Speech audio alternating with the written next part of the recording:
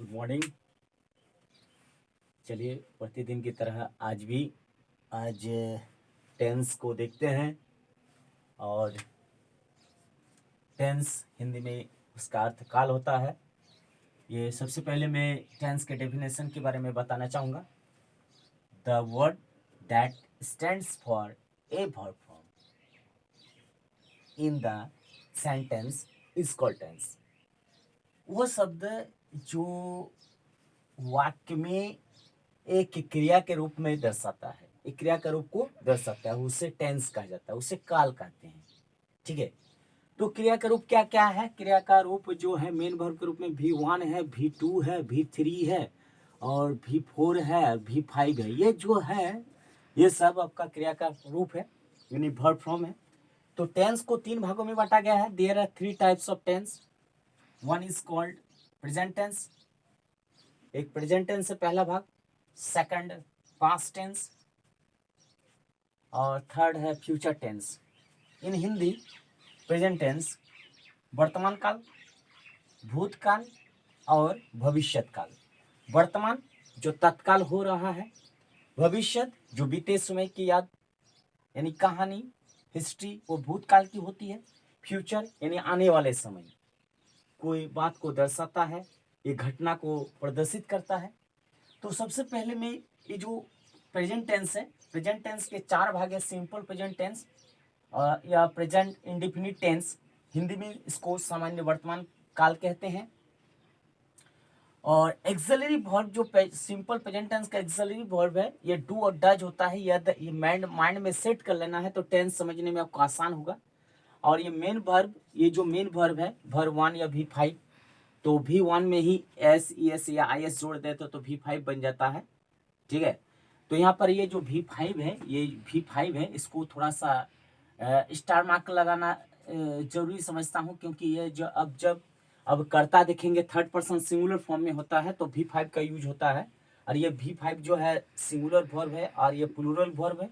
ठीक है, तो फिर नेक्स्ट में लेना चाहूँगा प्रेजेंट कॉन्टिन्यूअस टेंस या और प्रेजेंट इम्परफेक्ट टेंस के नाम से भी जाना जाता है, और प्रेजेंट प्रोग्रेसिव टेंस यानी अपूर्णकालिक वर्तमान काल, यानी जो काम वर्तमान समय में जारी रहा है, स्टार्ट होकर जारी है, उसका एक्सिलरी वर्ब के रूप में am is are according to subject you have to apply, यानी एम सिंगुलर फॉर्म में होता है और इज जो होता है सिंगुलर वर्ब होता है और आर जो है प्लूरल वर्ब है।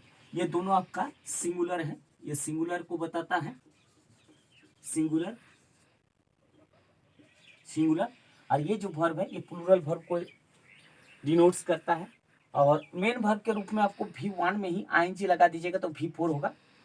कॉन्टिन्यूअस टेंस में V4 का यूज होता है मेन वर्ब के रूप में। As a main verb you have to apply V4 हर कॉन्टिन्यूअस में। मैं प्रेजेंट की भी बात कर रहा हूँ, पास्ट का भी और फ्यूचर का भी। कभी भी आपका देखिएगा हर कॉन्टिन्यूअस में V1 यानी ING लगता है, यानी V4 लगता है। अब मैं प्रेजेंट परफेक्ट की बात करता हूँ। प्रेजेंट परफेक्ट टेंस जो है ये पूर्णकालिक वर्तमान काल कहलाता है। और इस टेंस में जो घटना होती है वो पूर्ण रूप से वर्तमान काल में पूरा हो चुका होता है, कंप्लीट हो चुका होता है। तो एक्सिलरी वर्ब के रूप में माने हेल्पिंग वर्ब या एक्सिलरी वर्ब सहायक क्रिया के रूप में हैव और हैज का यूज किया जाता है। तो इसमें हैव जो है प्लूरल को दर्शाता है और हैज जो सिंगुलर फॉर्म को दर्शाता है। और इसको मेन वर्ब के रूप में V3 का प्रयोग करते हैं। किसका प्रयोग करते हैं? V3 का प्रयोग करते हैं।